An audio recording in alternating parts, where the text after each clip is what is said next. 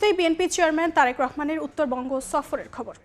উত্তরবঙ্গ সফরে আজ রাজশাহী যাবেন বিএনপি চেয়ারম্যান তারেক রহমান। বক্তব্য রাখবেন নির্বাচনী জনসভায়। এই রাজশাহীর ঐতিহাসিক মাদ্রাসা মাঠ এলাকায় আছেন সহকর্মী সাইফুর রহমান রকি। সরাসরি যাচ্ছি তার কাছে। দীর্ঘ 22 বছর পর রাজশাহীতে আসছেন বিএনপির চেয়ারম্যান তারেক রহমান। এই উপলক্ষে কিন্তু এরই মধ্যে নেতাকর্মীরা বেশ উজ্জীবিত এবং রাজশাহীর যে ঐতিহাসিক মাদ্রাসা মাঠ রয়েছে সেই মাদ্রাসা মাঠে তিনি দুপুর 2টায় সেখানে নির্বাচনী জনসভায় বক্তব্য দেওয়ার কথা রয়েছে। এরই মধ্যে সব ধরনের যে প্রস্তুতি ছিল প্রস্তুতিগুলো সম্পূর্ণ হয়েছে, মঞ্চ তৈরির কাজ শেষ হয়েছে, তার নিরাপত্তার জন্য যা যা করণীয় সেগুলোও কিন্তু হয়েছে। সকাল থেকেই আমরা দেখছি যে বিএনপির বিভিন্ন পাড়া মহল্লা ইউনিট এবং জেলার নেতৃবৃন্দ যারা আছেন তারা কিন্তু এরই মধ্যে এখানে আসতে শুরু করেছেন এবং তারা কিন্তু স্লোগানে এই এলাকা কিন্তু প্রকম্পিত করছেন, মুখরিত করে রাখছেন। আপনারা দেখছেন যে অনেকে কিন্তু বিএনপির পতাকা, দলীয় পতাকা নিয়ে কিন্তু তারা এখানে উপস্থিত হয়েছেন। বেশিরভাগ নেতাকর্মীরাই বলছেন যে আমরা কিন্তু একেবারে সামনের দিকে দাঁড়ানোর জন্যই কিন্তু একেবারে সকাল সকাল এখানে উপস্থিত হয়েছি। নেতাকর্মীদের অনেকেই কিন্তু এমনটি বলছিলেন।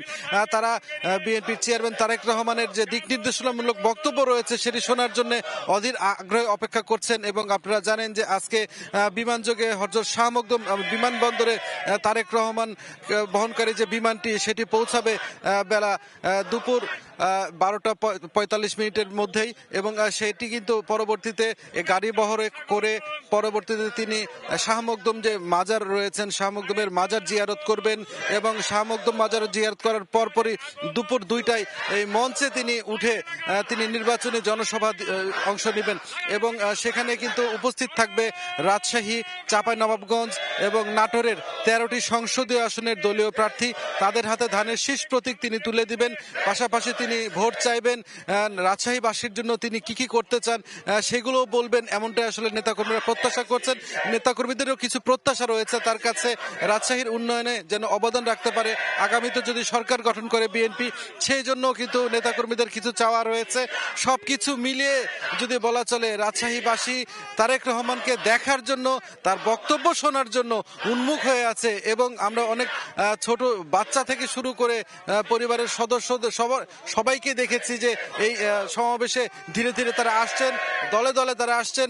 বিএনপি নেতাদের আশা এখানে আসলে মহাসমুদ্রে পরিণত হবে আজকের এই জনসভা এবং এই জনসভাটি ঐতিহাসিক মাদ্রাসা মাঠে ঐতিহাসিক হয়ে থাকবে। তার এই সাধারণ মানুষ এবং দলের নেতাকর্মী তাকে দেখার জন্য উন্মুখ হয়ে আছেন। এই ছিল আমার কাছে রাজশাহীর মাদ্রাসা মাঠ থেকে সর্বশেষ। যুক্ত ছিলাম রাজশাহীর মাদ্রাসা মাঠে।